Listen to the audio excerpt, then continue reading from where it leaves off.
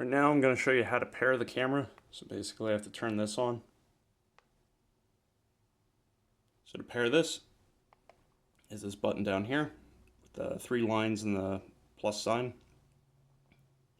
We want to go over to the green camera, so we're going to hit this left, basically this bright symbol. I'm going to hit the middle button, say OK. We see that we don't have any cameras. I'm going to say OK. Now I got a pair. I'm going to push this button on the back. I'm going to push the button on the back here. So now it says it's paired. This is the button that you push to pair this camera. So now you can see that it's paired. Do we want to pan and tilt? So we'll come over here and we can go up and down. Make sure that we can see the entire bed. Okay.